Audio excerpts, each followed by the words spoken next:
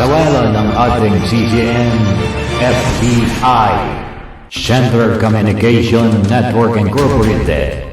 Pagsunod sa komunikasyon ng neutralidad, pagtupad sa paghatid ng balita, pagkawalang kinikilingan.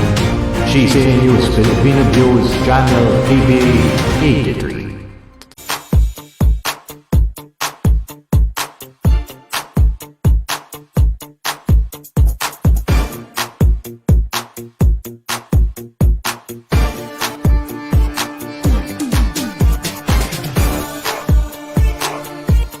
Pakinggan, subaybayan, panoorin ang programang Balitang Reporters Action Ngayon.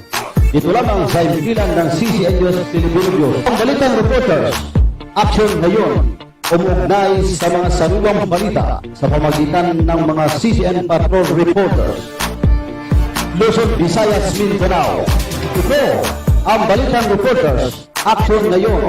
Walang sinasanto, walang pinapaboran tungo sa pag-unlad ng ating bansa, kapayapaan at tumating.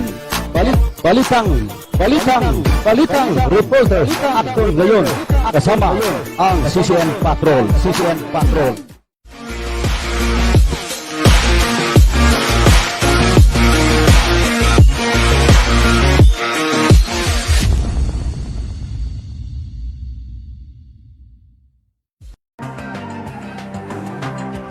Okay, isang magandang hapon, Luzon, Visayas, Mindanao. At narito naman po ang ating programang Balitang Reporters Action Ngayon. At mapapakinggan tuwing araw ng Merkulis, alas 2 hanggang alas 3 ng hapon. Dito lamang sa impilan ng CCN News Filipino News Channel TV 83. Okay mga kapatid, mga kaibigan, unang bungad, unang paksa, tayo po ay magtatalakay sa mga napapanong isyo. At siyempre ho, samahan niyo po kami sa loob ng isang oras upang magbibigay ng mga sariwang pagbabalita. At ang inyong lingkod ho, Mads Pangulima. At sa lahat po ng ating mga kapatid na mga Muslim sa buong mundo. At alam po natin, nakasubaybay kayo, nanonood kayo, lalo na po sa ibang bansa. At tayo po ay magbati sa inyo ng Assalamualaikum wa rahmatullahi ta'ala wa barakatuh. Sumaatin nawa ang kapayapaan at pagpapalahabag ng ating dakilang tagapaglikha. Ngayon ho mga kapatid, mga kaibigan, ay araw ho ng September 10, 2025. Babahay, talaga ho namang tuloy-tuloy ho yung mga problema ng ating bansa. At matindi na ho, lalo na po sa ibang bansa. Magulo na rin ho yung Nepal at Indonesia. At kanilang nilabanan yung mga kurap na kanilang niluklok bilang leader sa kanilang bansa. At ngayon ay talaga ho namang na-viral ho. Nasunog ho yung opisina ng mga tiwali doon sa Nepal. At ganoon din ho yung sa Indonesia ay nagrally ho yung mga kapatid, mga kababayan ho natin doon na mga Indonesian at Nepal. At ang problema nito dito sa Pilipinas, matindi na ho mga kaibigan. Ang kurap ha, matakin ho, bilyon-bilyon na kanilang nakulimpat na kaban ng bayan. Kaya gumising na po tayo mga kapatid. Gumising na po tayo. At pasalamat po tayo ay niluklok natin yung magiting at magaling na attorney na isa din natin kasama sa hanap buhay, kundi si Senador Rodante Marcolita. At pinalampag niya yung mga tiwali. Mantakin niyo mga kapatid, meron pong nadawit na ilang senador. Ayan, at ikinanta na ho ng mga itong mga engineer na ito Maya-maya po mga kapatid, ang ating balita ay bubuksan po natin yung mga balita na ating nakalap. At samantala itong Jinggoy pinalag biro ni Marcolita. Yan, mamayan. Ating pong may himayin yan. At ang 1 billion komisyon sa Ghost Flood Control Project idineliver kay Brice Hernandez ng itong CYMS Construction. At ito naman yung rocket debris ng China, posibleng bumagsak sa Cagayan.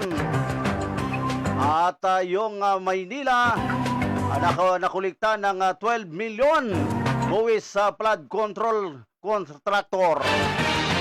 At yung delikado ang lagay kalusugan, Kautman, Digong, hinirit ibalik sa Pinas. At Israel, sinabing target ang liderato ng Hamas. Ayan po ay himay-himayin po natin mga kapatid mamaya ang mga balita na yan. Atid po sa atin ng sasakyan ho ni Eugene C. At kung sino man po yung gustong mag-abil at bumili niyan, ay nagmamaya po yan si Eugene C. At pakinggan po ninyo at tingnan ho natin mga kapatid.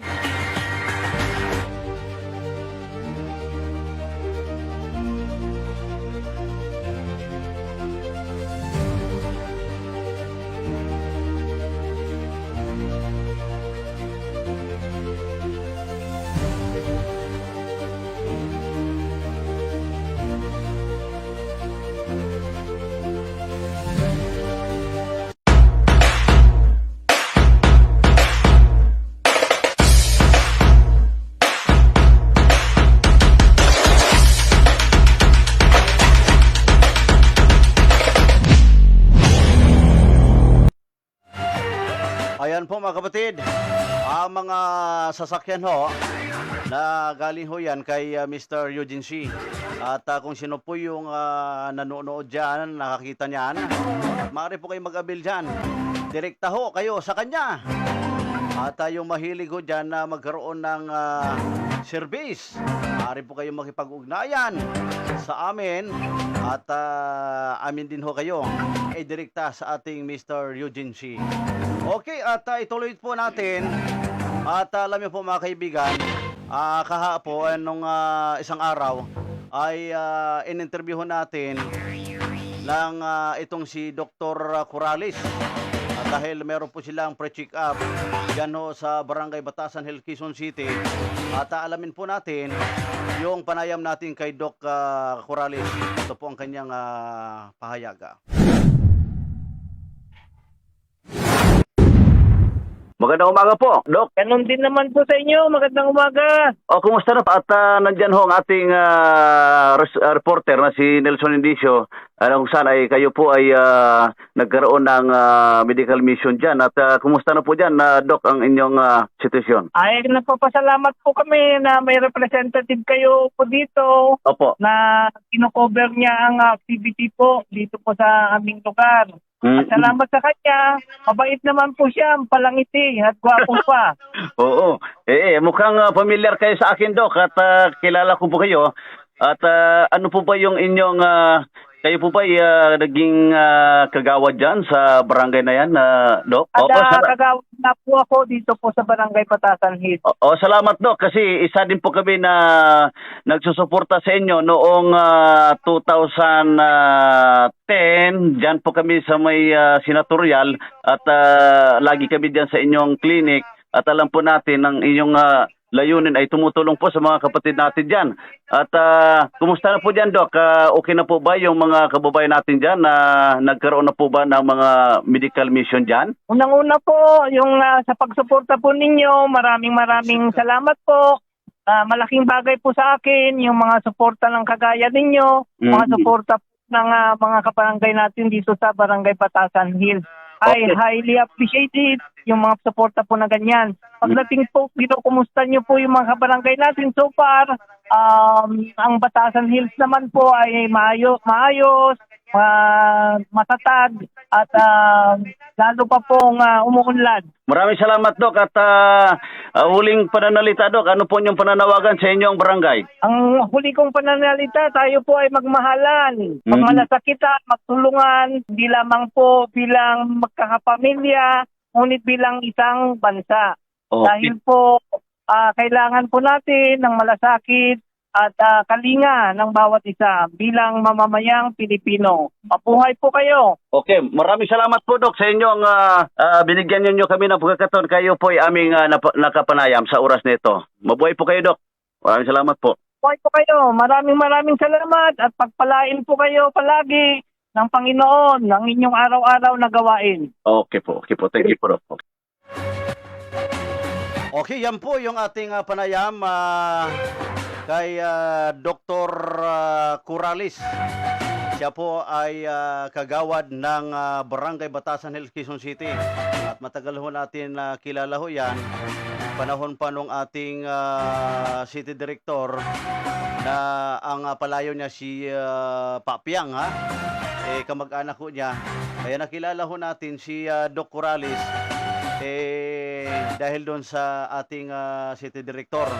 At alam niyo po mga kapatid, mga kaibigan, at yung aking lahi na pag may naramdaman po, dinadala ko po diyan kay Doc Curalis.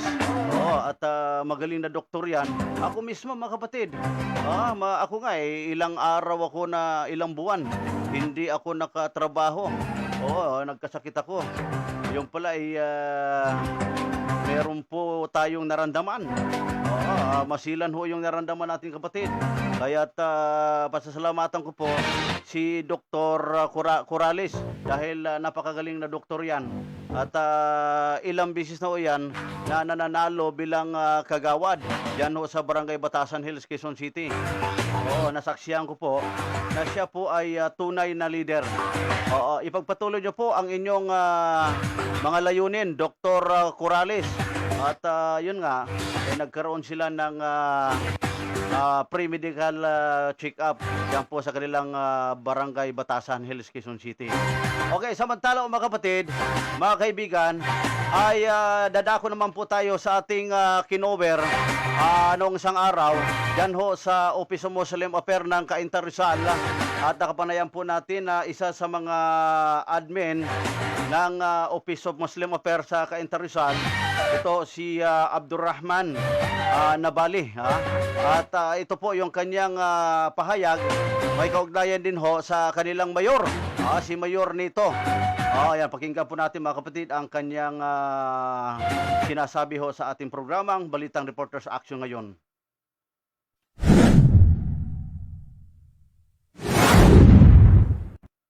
Okay, at ngayon ho mga kaibigan ay meron po tayong interviewin dito ho sa Office of Muslim Affairs kay Rizal, si Abdurrahman Nabali. Ayan, at ngayon ho ikapiling po natin siya ay ating kapayan namin kung ano po yung kanyang masasabi sa ating programang Balitang Reporters Action ngayon.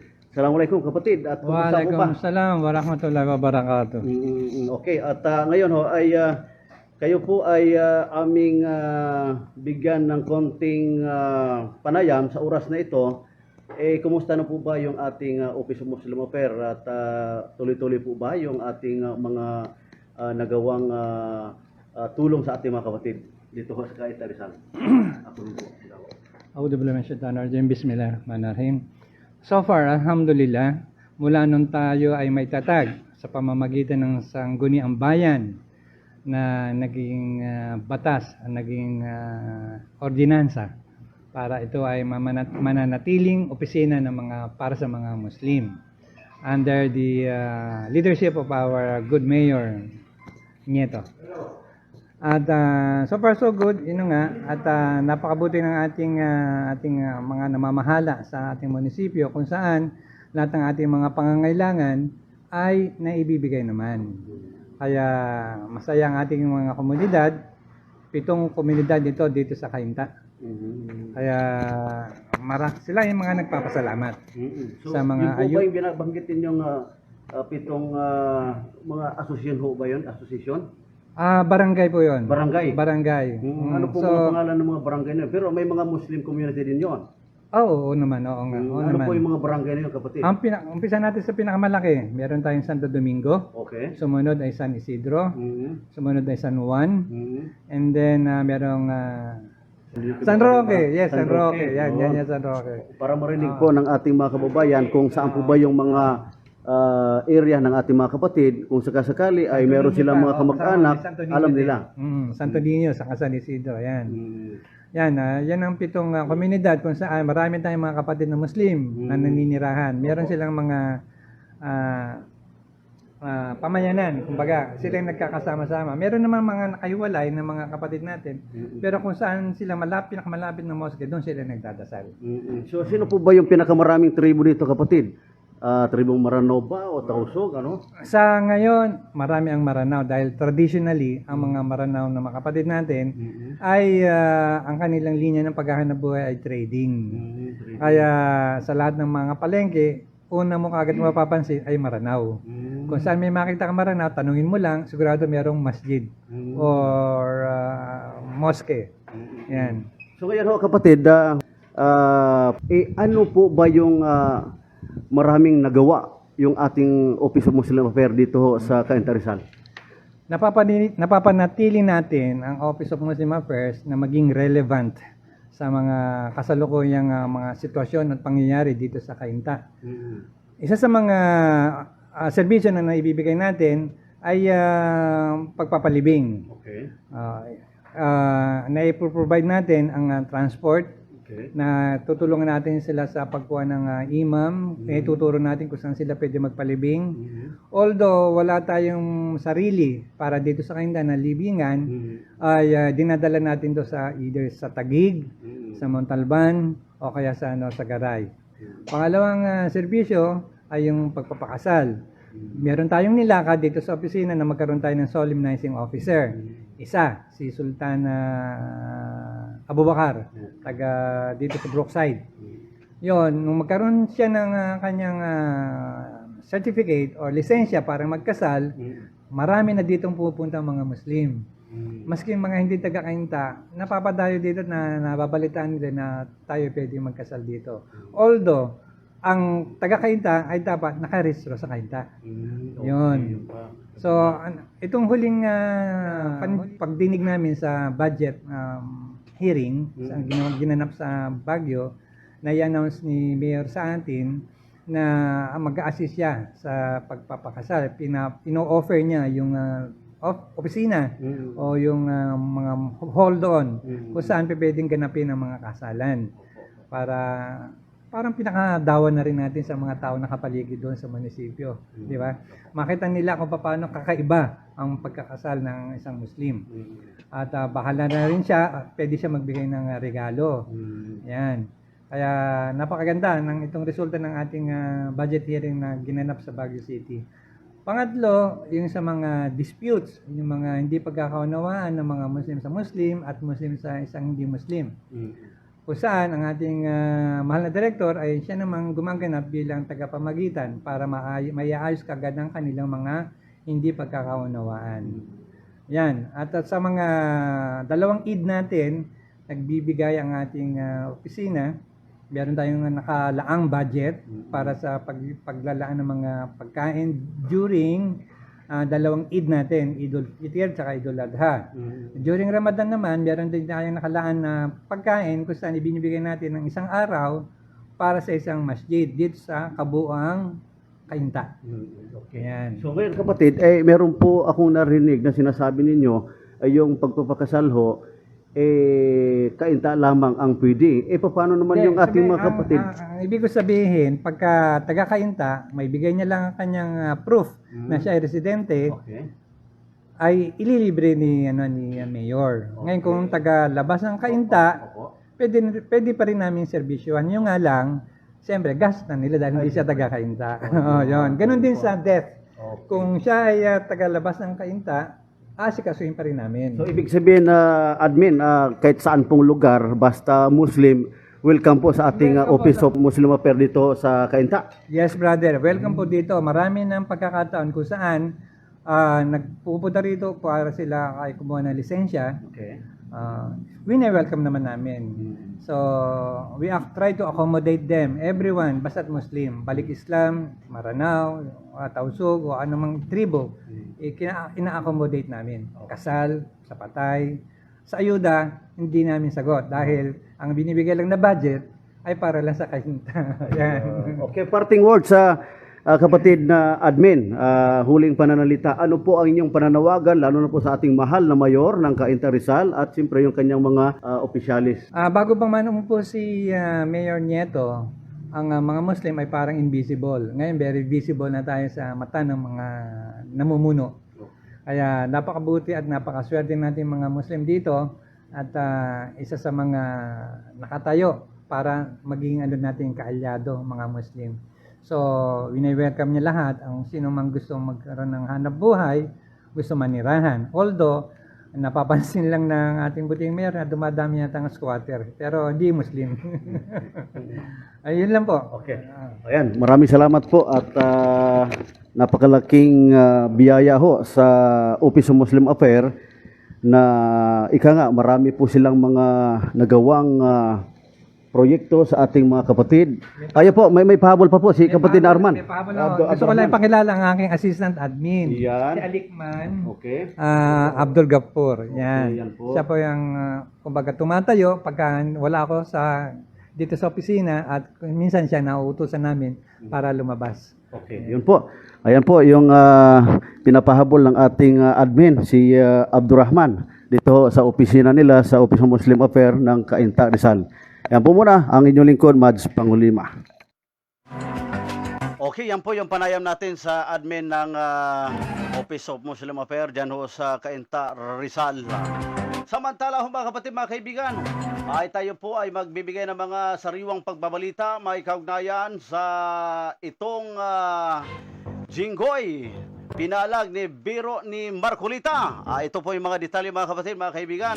Tila ninais ni Senador Jinggoy Estrada sa Biro ni Senador Rodante Marcolita, chairman ng Senate Ribbon Committee, matapos sabihin ang contrasting at si Corley diskaya na wala siyang transaksyon sa sinumang senador kaugnay ng flood control project.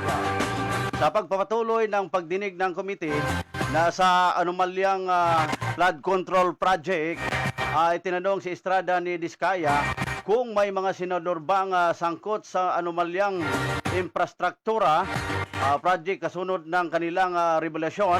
At sinabi naman ni Marcolita, I request the you strike of the record of your statement, Mr. Chair. Iginiit ni Estrada na sinagot naman ni Marcolita at nagbibiro lang naman siya. Yan po yung sinabi ng ating Marcolita. Pero sa pagbibiro mga kapatid, partner, dumating po yung ating kapartner sa Bulwagang Pambalitaan, si Jerry Kamsali. Talagang binanggit na ho yung ilang senador doon. Yan po, ito naman po yung ibalita po natin. 1 billion 1 billion commission ng Ghost Flood Control Project. Dineliver. Pambira naman ho. Medyo may may edad na yung ating ang inyong lingkod Pambira naman ito. Yan. Nagaya po ng aking katandima si Jerry Kamsali. Mamaya-maya yan. Magbibigay ng Bulwagang Pambalitaan ang ating Jerry Kamsali. At umakyat ka kanina mukhang hinihingal-hingal na Ayan. Ayan, pasensya ka na partner Jerry. Natatawanan ka ng ating programa Ayan. Okay. Ituloy po natin yung commission ng Ghost Flood Control Project. Dineliver kay Brice Hernandez. Siya po yung may-ari ng SYMS Construction. At ito po yung mga detalye mga kapatid. Itinuro ng SYMS Construction ni former Assistant District Engineer Brice Erickson Hernandez sa kanyang pinagbigyan ng 1 bilyong komisyon mula sa mga ghost project. sa kanilang ginawa sa lalawigan ng Bulacan sa Senate Blue Ribbon Committee hearing ay nataasang itinuro ni Sally Santos si SYMS Construction Trading na ang transaksyon lamang aniya sa mga ghost project ay sina Hernandez at ang dating First District Engineering Office Construction Section Chief na si JP Mendoza. At sinabi ni Santos na ang nagiging sistema ay pinakontrata sa kanila ang Wawao Builders ang natukoy na proyekto ayon sa direktiba ni Hernandez at Mendoza na matapos itong magpirahan ay magpahiraman ano ba itong medyo maliit matapos itong magpahiram ng lisensya at pagkatapos ng lahat ng proseso pumasok ang bayad ng gobyerno sa Wawao Builders na siyang namang magdideposito sa bangko account ng SMYMS. Ayan, pasensya na po mga kapatid. Medyo malabo po ang paningin ng ating ang inyong lingkod. Magsalamin po muna tayo para mabasa natin na maayos ang ating balita. Mula sa SYMS account, inilabas umano ni Sia Santos ang pera ng huli na nagkahalaga ng 245 milyon para dalhin naman sa opisina ni Hernandez na nakalagay sa iba't ibang kahon ng noodles at ang chicherya. Inamin din ni Santos na umabot ng 1 billion ang deliver niya kay Hernandez mula taong 2022 hanggang 2025. Kaugnay nito, sinabi rin ni Alcantara na mataas ang kanyang kumpiyansa, lalabas ang katotohanan sa bandang huli matapos ang testimonya ng SYMS Construction at ng Wawao Builders na nakumpirmang wala siyang kinalaman sa transaksyon ng mga ito kina former Assistant District Engineering Hernandez at former Construction Section Chief Mendoza. Ayan po ang ating balita sa hapon ito. Samantalang mga kapatid, mga kaibigan, meron po tayong bulwagang pambalitaan mula po sa ating patrollers na si Jerry Kamsali at papasukin po natin siya sa kanyang balita. Alamin po natin ang detalye. Jerry, pasok. Samantala, ang principal binalandra sa kalsada. Isang principal ang natagpuang wala ng buhay at pinaniniwala ang biktima ng summary execution o salvage noong Lunes sa Dato Udin Sinsuat, Maguindanao del Norte. Kinilala ng mga otoridad ang biktima na si Ustaz Abu Sadid Landasan Mudir, pinuno ng Madrasatul Al-Nur Al-Islami sa Barangay Lawili, Aliusa North, Cotabato. Batay sa ulat ng Dato Udin Sinsuat Municipal Police Station, natagpuan ang bangkay ng biktima bandang alas 2 ng hapon sa sitio Linamunan sa Barangay Tabiran. Nakagapos ang mga kamay at paa, may mga saksak sa dibdib at mayroon itong tama ng bala sa iba't ibang bahagi ng katawan. Ayon kay Police Lieutenant Colonel Haji Ismail Madin, hipi ng pulis nagpapatuloy ang investigasyon upang alamin ang motibo at tukuyin ang responsable sa krimen. Balik sa iyo kasamang Mat. Okay, maraming salamat sa iyong bulwagang pambalitaan sa ating himpilan, si Jerry Kamsali. Ayan ho, at tuloy-tuloy po tayo sa ating programang Balita Reporters Action ngayon. At siyempre at nanonood po yung ating mga kapatid ho natin. Si Mukamar Basir. Mabuhay po kayo, Mukamar Basir. At sabi niya, watching you. Now, bro, Mads. Maraming salamat. Nice reporter. Ayan, at palakpakan natin, ha? Ayan. Salamat po, bro, ha? Salamat. Yan po ay news verifier ho natin yan. Si Mukamar Basir. Masipag ho yan. At siyempre ho, yung ating chapter president ho, dyan sa may Basilan. Sabi ni Mar Gaddong, Gaddong. Sabi niya, wala iyakan, tribo ko. Ayan. Yun yata yung kanyang, yung ating panayam kanina sa Office of Muslim Affairs ng Cainta Rizal. Welcome po doon, kapatid na Amin Lipogo. Welcome po tayo doon. Pero pag residente po tayo doon, ay malibre po tayo sa panukala ng kagalang-galang na mayor dyan ho sa Cainta Rizal na si Mayor Kit Nito. Mabuhay po kayo, Mayor. Naway pagpalain po kayo. Ayan, yan po yung aming palakpak sa inyo dahil napakaganda po yung anyong layunin na inyong binigyan ng exemption yung ating mga kapatid na Muslim kapag meron pong namatay sa kanyang nasasakupan, lalo na po yung mga kapatid natin Muslim, ay magbibigay siya ng libreng libing at siyempre may gastos pa yun yan. Mabuhay po kayo, Mayor.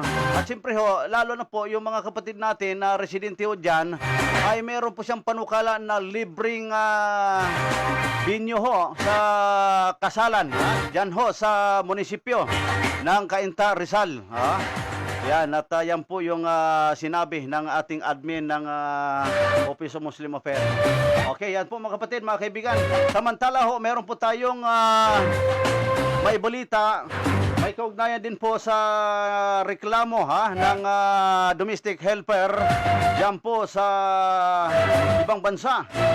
Ito pong yung World Star International Manpower Service Incorporated. At nakapanayan po natin yung isa sa mga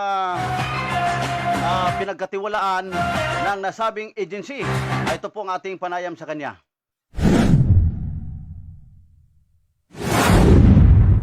Opo, magandang hapon po. Sa World Star International Manpower Service Corporation po ito.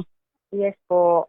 Ma'am, sa broadcast media ho sa CCN News Filipino Views at meron pong lumapit sa amin na DET, domestic helper, si Noraya Abdul Kahar, ano po? At meron ho siyang problema, ma'am. Sandali po, sir, kunin ko lang po yung pangalan, ha? Teka lang po. Noraya Abdul Kahar ho, dahil tumatawag... Nurhaya? Opo, Noraya Abdul Kahar. Abdul Kahar. Opo.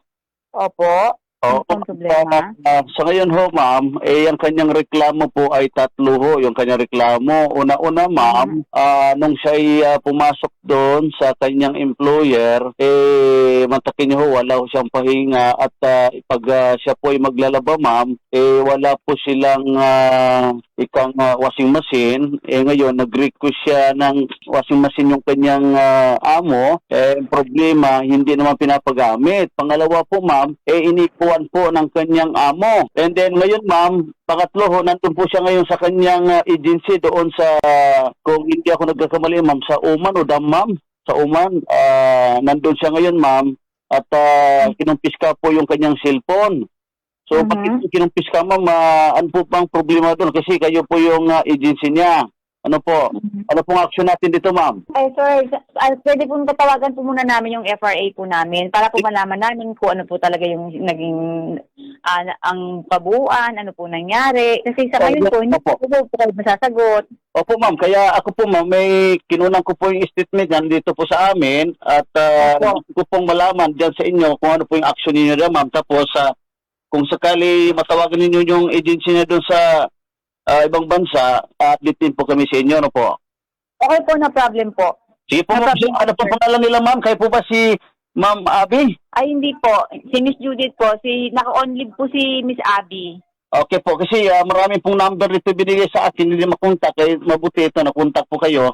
Sa podcast media ito, ma'am, si Mads Pangulima ho sa CCN News Filipino Views Channel TV 83, ano po? News TV, ano ba? CCN News Filipino Views po. CCN News. Okay po, sige sir. Salamat po, ma'am, sa inyong agarang aksyon na nagreklamo po, no? Thank you po, ma'am. Okay po. Salamat din po. Salamat din po. Ayan po mga kapatid, ang ating panayam sa isa sa tagapagsalita ng World Star International Manpower Service Corporation. Ayan po at nagparandam naman po yung domestic helper na inaksyonan naman ng kanilang agency. Naway sa inyong aksyon, yung World Star Service Manpower. Dapat ganyan ho ang mga agency. At mantakin nyo ho, doon po sa agency nila, doon sa abroad, kinukuha yung cellphone ng mga DH. Bawal, bakit nila kinukuha? May kaso o yan. At mantakin nyo ho, inipuan pa ng kanyang amo. Aba, pag yan ay hindi maayos yan, ireklamo yan. Delikado yung agency dyan. May narinig pa ako, yung agency pala na parang manugang yung yung amo. Yun po yung ayon sa mga kay Norhaya Abdul Karim sa ating investigation. At ingat-ingat po kayo. Kaya tayo po, mga OFW, kung kayo po may mga reklamo sumbong, maaari po kayo tumawag at mag-text dyan sa aming mga cellphone o pwede kayo mag-comment, mag-suggestion, mag-like, mag-share, mag-follow. Ito po ang programang Balitang Reporters Action ngayon. At wala po tayong kinikilingan kung sino man yan, kapag sila ay lumabag sa batas, ay aaksyonan po natin. Kapag ayaw nila mag-aksyonan, ay magkaroon po sila ng kaso yan. Okay, at nagsinyas na po ang ating Bulwagang Pambalitaan. At bigyan naman po natin ng Bulwagang Pambalitaan sa ating himpilan. Okay, papasukin po natin si Jerry Kamsali. Go ahead, partner. 6.3 million puslit na sigarilyo krudo na sabat. Nasabat ng Philippine National Police Maritime Group ang mahigit 6.3 million halaga ng puslit na sigarilyo at krudo sa baybayin ng Barangay Buno-Buno, Batarasa, Palawan kahapon ng umaga. Sa ulat bandang alas 6 ng umaga ng inspeksyonin ng 2nd Special Operation Unit MG ang isang lansa na kargado ng kontrabando. Alauna 47, na-recover dito ang 380 kahon ng New Berlin na nagkakahalaga ng 6,080,000 at 10 kahon ng port cigarette na aabot sa 315,000. Nagresulta ito sa pagkadakip ng 8 tripulante ng lansa na kinikilalang sina alias Man 33 RG21, Yus 23 G22, Musa 22, Jam 35, Majid 33 at Daros 17. Dinala ang mga ito, gayon din ang mga nakumpiskang ebidensya sa Balabac SBC Brooks Point Annex para sa dokumentasyon at tamang disposition. Balik sa iyo, kasamang Mads. Okay, maraming salamat sa iyong Bulwagang Pambalitaan dito sa silid programa ng ating Balitang Reporters Action ngayon. Samantala, mga kapatid, mga kaibigan, ang ating balita may kaugnayan sa rocket debris ng China, posibleng bumagsak sa Cagayan. Ito ang mga detalye.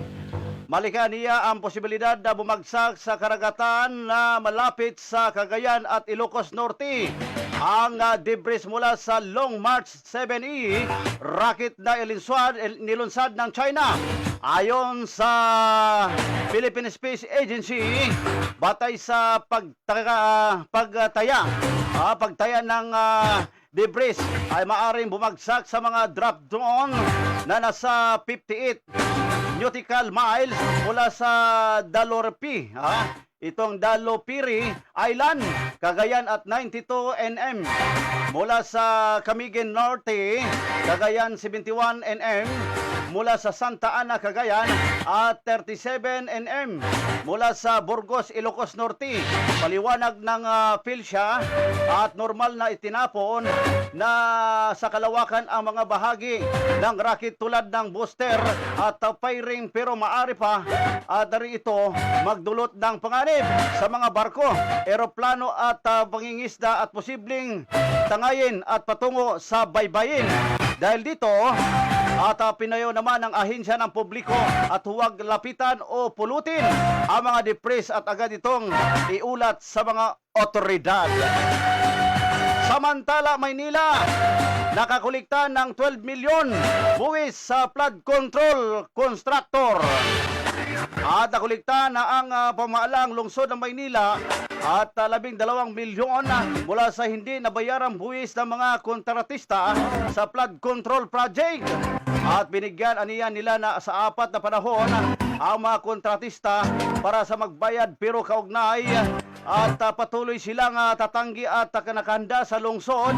Nakasuhan sila sa Philippines Constructor Accreditation Board, itong PCEB, at Department of Public Work and Highways, itong DPWH, at Department ng Budget and Management, itong DBM, at Office of the President. At sinabi naman ni Mayor Isko Moreno na umabot ng 255 milyon ang kabuang buwis sa hahabulin ng lungsod mula sa mahigit na 100 kontratista na sangkot sa 315 proyekto. At batay sa city record, lahat ng kontratista ay naserbisyuhan ng notice. At gayon din naman ang 12 ang tumanggap nito, habang talo naman ang hindi na i-deliver dahil sa nagpalit ng address at ani ng ating mayor ng Maynila, si Mayor Isko Moreno. Sa ngayon ay 9 na proyekto pala ang ganap na nakakabayad, na habang nanatili aniyang delinquents ang ilan. Ayan ang galing sa ating mahal na mayor. At samantala, mga kapatid, delikado ang lagay, ang kalasugan ng Otman, Digong hirit ibalik sa Pinas. At ito po yung mga detalye, mga kapatid, itinulak ng Lead Defense Council ni dating Pangulong Rodrigo Roa Duterte na maibalik na ito sa Pilipinas para sa interim release dahil sa lumalalang medikal na kondisyon umano ng dating Pangulo.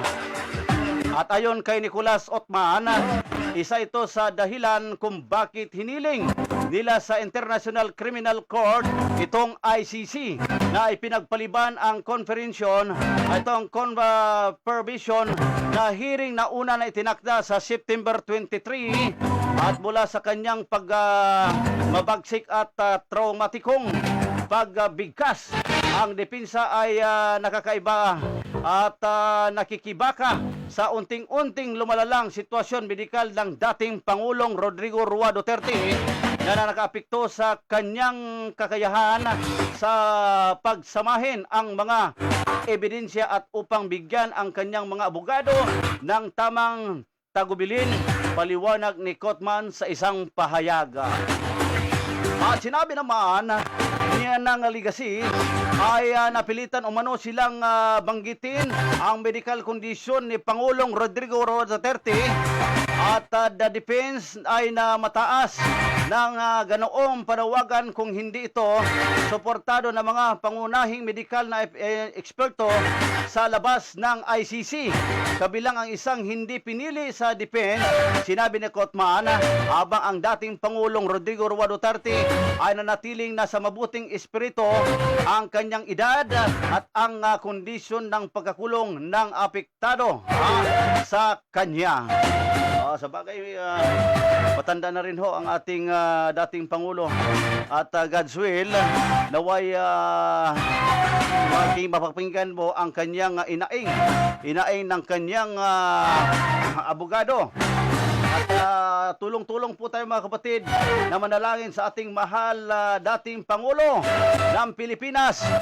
Alam mo po, partner Jire, noong presidente pa si Digong, yung mga adik na yan, kahit sa lugar yan, na-alarma na. Doon po dyan sa area namin, dyan po sa may San Vicente, maraming mga adik dyan noon. Nung si Duterte nawala na. At ngayon, hindi na si Duterte. Ang dami na, kahit saan-saan na, yung mga illegal na droga na yan. Grabe ha. Kaya dapat yan ay ang parusa, sana matuloy na yung bitay o kamatayan. Oo, kasi yan po yung nakakasira sa mga kabataan. Oo, pasalamatan po natin ang ating mahal na senador na si Senador Robin Padilla ay talagang kanyang ipapasa yung batas na yan na sa mga kabataan mula 10 hanggang pataas yan. Kasi karamihan, yan po inutusan ng mga sindikato. Oo, dahil pag mahuli, siyempre, child abuse. Oo, bata yan. Hindi pwede minor de edad yan. Hindi pwede makulong yan. Oo, dahil bata. Sana ho, ay papasalamatan po natin ang ating mahal na senador. Ayan. Marami po nagsasabi sa ating mahal na senador na siya daw ay para artista lang daw yung kanyang ginagawa daw, mga pusing-pusing daw, yung mga ano daw. Mali po yung kapatid. Hindi niyo lang alam. Hindi kayo kasi nagbabasa eh. Hindi niyo binabasa yung mga naipasa ng ating mahal na senador. At hindi yan eh. Hindi basta-basta biro yung kanyang ginagawa. Alam mo po, mula bata pa ako, ay idol ko na po yan, si Senador Robin Padilla. At mantakin nyo ho, nung nakapunta ako sa Maynila, talagang siya ang unang-unang nakita ko. Alam mo, anong sinasabi niya? Mga kapatid, dahil pag ako nasa pelikula, sabi niya, ay wag niyo akong tawagin Haji Abdulaziz Padilla. Tawagin niyo ako Robin Padilla. Pag wala na ako sa pelikula, ay kailangan tawagin niyo ako sa Haji Abdulaziz Padilla. Ganun po siya kagalang, mga kapatid. Mantakin niyo, sinasabi niya, yung kanyang kinikita sa kanyang pag-shooting ay ipinamahagi niya. Hindi lang sa mga kapatid na Muslim, ha? Wala po siyang discrimination, Muslim o Kristiyano yan. Hindi pa senador yun. Marami na siyang nagawa. Nung araw ng Ramadan yan, nagbibigay ng jaka sa mga nagpa-fasting. Ako mismo, mga kapatid, nakatanggap po tayo. Nagbigay ho ng 20,000. Hindi pa siya senador. Di ba? So yan po, mga kapatid, at hindi niya inisip yung kabilang itong mundong ito. Ang inisip niya kabilang buhay. Kaya niyakap na yung pananampalatayang Islam dahil nagising siya. Mantakin niyo, nung hindi pa siya nakulong, marami siyang mga bisyo. Subalit ay nakulong siya. Yan po ikadar niya. Kaya yun, nakita niya yung kapayapaan sa buhay niya. So yan po, mga kapatid, ang ating mahal na senador. Kaya kung sino man po yung bumabati ko sa kanya, ay mali po yan. At marami pong nagsuporta sa kanya dyan, ang mga kapatid natin Muslim, hindi lang mga Muslim, pati mga Kristiyano. Dahil wala po siyang favoritism yan. Muslim ka man o Kristiyano, ay kanyang tinutulungan yan. So yan po, mga kapatid, ang ating balita. Sa oras na ito, ay talaga ho namang at ang ating kapatid, si Jerry Kamsali, ay nagsisinyas na naman siya. At mukhang tatapusin na yata yung kanyang buluwagang pambalita. Okay, at ipagpatuloy mo yan, Jerry. At papasukin po natin si Jerry Kamsali. Right. Samantalang, pitong buwan buntis critical sa adik na jowa. Critical ang isang 18 anyos na 7 buwan buntis matapos itong pagsasaksakin ng kanyang live-in partner noong Lunes sa Barangay Tangos North, Nabuta City. Ginagamot sa Nabuta City Hospital ang biktimang si alias Nene matapos itong magtamo ng mga sugat sa liig at iba pang bahagi ng katawan. Sa ulat, nasa impluensya umano ng illegal na droga ang suspect na si alias Toto, 32 o 32 anyos, e-trike driver. Nang pasukin niya ang biktima sa banyo habang naliligo ito, ayon sa suspect, may naririnig siyang udyok kaya pinagsasaksak niya ang live-in partner. Nakaligtas ang biktima nang makaawa ito nang maging dahilan kaya umano natauhan ang suspect sa sampahan ang suspect ng kasong frustrated homicide na may kaugnayan sa Anti-Violence Against Women and their Children Act. Balik sa iyo kasamang Mads. Okay, maraming salamat sa inyong bulwagang pambalitaan. Ayan po, samantala, mga kapatid, at meron po tayong balita dyan po sa Israel. At nagbakbaka naman yung Israel at Hamas. Ayan po ang ating balita mga kapatid. At Israel sinabing target ang liderato ng Hamas habang narinig ang mga pagsabog sa Doha, kinundina ng Qatar ang cowardly Israel attack. At sa political headquarters ng Hamas, usok sa hangin sa mga gusali. Makikita ang usok matapos ang ilang pagsabog na narinig ng Doha, Qatar ngayong noong Martes. Nitong September 9, 2025, alas 10 ng 5 ng umaga. At isang opisyal ng Israel nagsabi ng The Associated Press na tinarget ng Israel ang liderato ng Hamas at Kapitolyo ng Qatar, ang Doha, Qatar. Ang opisyal na nagsalita ng kondisyon na siya ay maging anonymous dahil hindi siya otorisadong magsalita sa labas ng pahayag ng publiko. Kinundina ng Qatar ang tinatawag nitong isang cowardly Israel attack sa political headquarter ng Hamas sa kanilang kapitolyo sa Doha, Qatar. Tinawag ito ni Foreign Minister spokesman Majid Al-Ansari na isang flagrant violation of all international law and norms. Ang Newsweek Network na ipinapunduhan ng Qatar, ang Al Jazeera, inuugnay ang pagsabog ng anunsyo ng Israel, ang pagsabog umalingaw sa Doha, Qatar, at nakita ang mga itim na usok sa ere. Hindi kaagad malinaw kung may nasaktan sa pag-atake. Ang exiled leaders ng Hamas ay matagal nang nakabase sa Qatar na nagsisilbing mediator sa mga pag-uusap sa pagitan ng Hamas at Israel sa loob ng maraming taon bago na naganap ang digmaan sa Gaza Strip. Ang pag-atake na staff sa top leadership na maaring gawin komplikado ang mga negosasyon tungkol sa tigil putukan sa Gaza at pagpapalaya sa mga hostage na dinudukot ng Hamas noong October 7, 2023 sa pag-atake. Yan po ang ating balita sa Janho sa Israel at Qatar. Yan po mga kapatid, at nakuha po natin ito sa kanilang video at in-screenshot po natin para maibalita po natin, para ma-alarma po yung mga OFW natin kung dyan ho sa Qatar. At kaya nagkagulo na ho yung Qatar at itong Israel. Kaya mga kapatid, mga kababayan po natin dyan sa Qatar, ingat-ingat po kayo kung mainit na po ay umuwi na po tayo sa ating bansa. Kasi delikado, baka madamay tayo dyan. Kaya yan po mga kapatid, at hilingin po natin mga kapatid na wala po mangyari sa mga kababayan nating Pilipino na mga FW. So dahil meron lamang po tayo natitirang 5 minuto. At babatiin po natin muna yung ating mga nakikinig sa oras na ito. At si Ustad sa Imam Ali Ampaso, masyaallah ang aming gwapong praise. Salam, grabe ka. Talagang talagang matindi yung puri mo sa akin, Ustads. Yan po yung ating chapter dyan sa may Bulacan, San Simon. Diyan po siya ngayon, si Ustad sa Imam Ali Ampaso. Kumusta na po yung ating chapter dyan, Ustad sa Ampaso? Si Amin Lipugo. Ayan, at ang inyong chapter dyan sa Basilan. Naway ang kapayapaan sumainyo.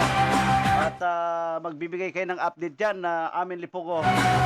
Kung meron po tayong ma-interview dyan, lalo na po yung mga tumatakbo sa BARM, malapit ng eleksyon. Okay lang po buong eleksyon na partner Jerry. October 13, brother. Ayun, October 13. Inshallah. Ayan, at si Ustad Ahmad Haz Ali Mamaluba. Ay, ang aking kapartner ito eh. Nanonood sila ngayon eh. Diyan ho sa may ayong ba saan ba yung Pikit? Pikit Maguindanao, North Cotabato. Sa North Cotabato North yan. Cotabato, Opo. Alam ko partner, masarap yung mga kape dyan, di ba, sa Pikit, ha? Sinabi mo pa. Oo, kasi... Tanyagang ano, pikit eh. taga saan ka ba, partner? Dito ako sa Sultan sa Barongis. Sa Barangay. Malapit ba yan sa inyo? Medyo may kalayuan pa. Oo, yan si Ustads na yan, si Ustads Ahmad Adi. Yan po yung kausap mo, partner, doon po sa may pikit. Oo. Si kamag-anak niya si Ustad Umbulod to. Oo, yun po yun. Kasama ko po yan. Binasbasan po yan. Binasbasan po siya ng Sultan, ha? Diyan po kami na-recognize diyan sa Manila Hotel. Kumusta na, Ustads? Nandiyan ka pa ba sa pikit? Sabi niya, magandang hapon, Dato, Mulya Dato, nandito ako, nanonood. Ayan, nanonood sila. At siyempre, babatiin ko po yung inyong mga pamilya dyan. At lalo na po yung anak ninyo na magaling magbasa ng Quran. Talagang panlaban ni Ustad yan. Kahit saan yan, dito nga sa Taguig, sinasabak din niya sa pagbabasa ng Quran. Yan po yung pinakahingatan natin, yung pagbabasa ng Quran. Kailangan pronunciation talaga. Kasi salita ni Allah yan, hindi pinibiro yan. Hindi katulad ng mga book na yan o mga aklat-aklat na yan na binabasa, okay lang yan. Kahit nagkamali-mali ka dyan, okay lang. Pero yung salita ni Allah, iniingatan yan. Sagrado ho yan. Ayan, at binabati po natin, si Asmin Budko Ayunan. Ayan, at sa ano yan? Teka, saan po ba? Ay, hindi pala. Iba pala yan. Diyan po sila sa Abu Dhabi at Sharjah. Yan po, isa po natin sa mga chapter ho natin yan dyan na itinalaga po natin dyan sa Abu Dhabi at Sharjah. Isa din po sila nagbibigay sa atin ng information, magbibigay ng mga sariwang balita pag may mga problema ho ng mga OFW, kanilang i-update sa atin. Ayan, mabuhay po kayo dyan, Asmin Budko Ayunan. Ayan, at lalo na po sa inyong pamilya, naway ang kapayapaan ay sumakanila nawa. Ayan, at si Ruhayna Nurjana MT Abinal, Ruhayna Borilla Abinal. At binabati ko po yung ating chapter din dyan sa may Barangay Mantapuli, Lanao del Sur. Yan, binabati po natin sila at sa kanyang pamilya. Dahil kapis po tayo sa ating oras, hindi pa natin natapos yung ating mga sariwang balita. Pero inshallah, sa susunod po na ganitong oras, sa ganitong araw, ay inyong mapapakinggan ang inyong lingkod. Kung kayo po ay may mga reklamo sumbong, mga kababayan po natin, ay maaari po kayo lumapit sa aming tanggapan. Ay on the spot, action agad. Kakalampagin po natin sila sa ating programa dito. Dito sa programang Balitang Reporters Action ngayon. Okay, bigyan po natin ng daan ng ating kapartner, Bulwagang Pambalitan, si Jerry Kamsali. At dahil meron lamang po tayo natitirang 3 minuto, magbati ka, partner Jerry. Binabati ko po ang mga insan ko dyan sa Dulawan, Datopiang, dyan sa Pagalungan. Hindi ko na babanggit yung mga pangalan ninyo dahil hindi ko na perfect ang mga pangalan ninyo dyan eh. Dyan sa Kalbugan, sa Pimbalayan, Buluan, Tacorong, Sultan sa Barongis. Pero pinakaano ko yung may bahay ko dyan sa Qatar, mag-ingat-ingat ka, darling. Yan. Pag makalimutan mo yan. Hindi pwede makalimutan yan. Baka masermunan ka na naman, ha? Tatamaan tayo ng ano eh. Alam ko, ano ka grupo ka ng... Takusa. Nak! Oo. Ayan. Kaya ingat-ingat mo. Kailangan, huwag mong kalimutan. Kalimutan mo mang iba, pero siya huwag mong kalimutan. Hindi mangyari. Ibig sabihin, nakikinig siya ngayon. Sa oras na ito. Nakikinig yan. Pakishare na lang, darling, yung mga ano natin dyan. Yan. Oo. Yung kasama mo din, si Gina. Ano yun mo? Gina, ano ba yung apelido niya? Gina Bonibe. Ano ba yun? Ayusin mo, baka naman na nakalimutan mo, baka bukas mo na naman na maalala yan. Kabisado na kita, partner, ha? Ayan po. Okay, sige. Okay na ba? Okay. Tapos na ba? Okay, tapos na. Ayan po ang ating partner, si Jerry Kamsali sa Bulwagang Pambalitaan. Minsan nga, makalimutin yan eh. Pag kanya maalala, bukas na o pangatlong araw, ganun. Sabi ko sa kanya, lagi ka mag-memorize.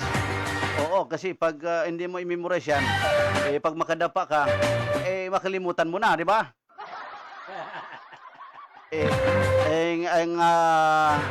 Bagsagan nga namin sa kanya, yung kanyang palayaw si Dulpipot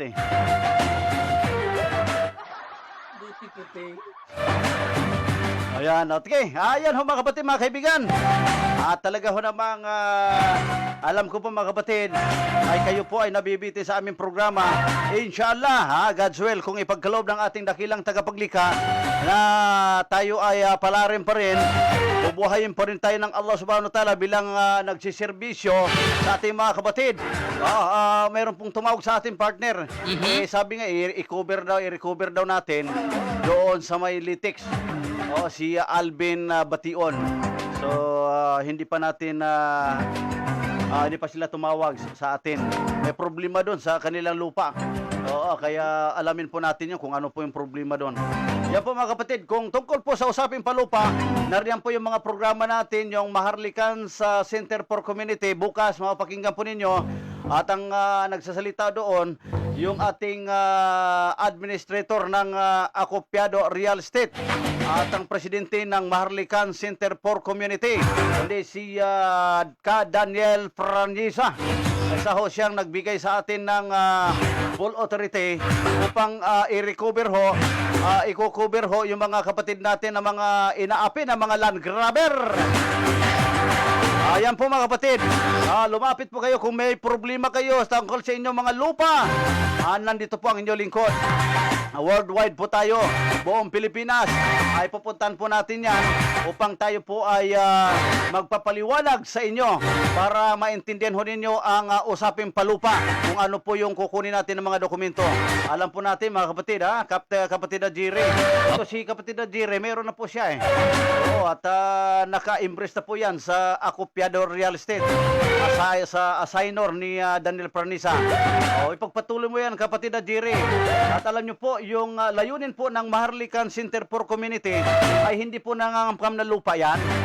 Tumutulong po yan sa mga maralita, yung mga may problema sa lupa. Tinutulungan po nila yan. Tumutulong po tayo dyan. Okay, pero marami pong nagpapatulong. Gusto nila ikaw na ang magsagot niyan. Hindi po pwede yung kapatid. Kaya mo nga bilhin yung kahit piki yung papel mo. Binibili mo. Pagdating ng araw, meron pala nagkiklaim na talo ka. Ayun, sayang lang yung pera mo.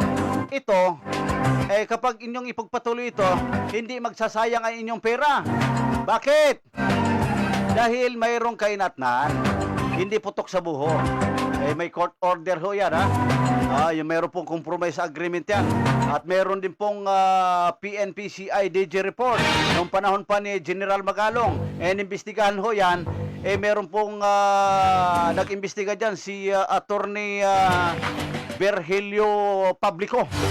Nakamit po na yan natin. Yan po ay isa sa mga nagpapatunay ng squatting syndicate. Hindi ho si Acopiado. Nakalagay po yan. Meron silang book yan doon sa CIDG na kulay puti na yung kay Taliano, yung kulay pula, yung po yung kay Acopiado. Yung po yung totoo. Nung sa kanilang imbestiga ay hindi nagkatugma doon sa pages. Iba yung pages ng Taliano at iba yung pages ng Acopiado. Doon nalalaman. Kaya binutatahon nila yung pinafabricated nila yung dokumento ni Acopiado. At nang nalaman, kinasuhan ng ating administrator. Ano nangyari?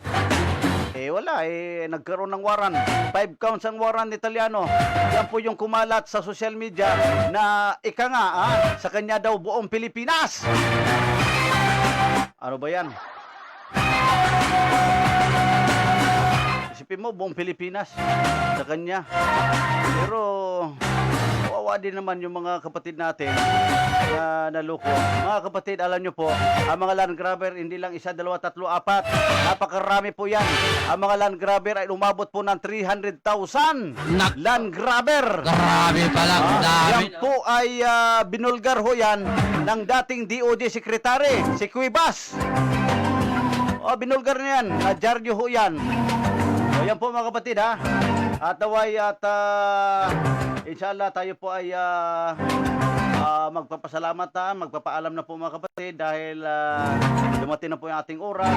Naway meron kayo napulot na balita mula po sa amin at sa ating kapatid o ating kapartner si Jerry Kamsali. Yan po muna ang aking may balita sa inyo mga kapatid. At anyong lingkod po, Mads Pangulima. At ako po ay mag-iwan sa inyo lahat ng pagbati. Assalamualaikum warahmatullahi ta'ala wabarakatuh. Sumaatin nawa ang kapayapaan at pagpapala habag ng ating dakilang tagapaglikha.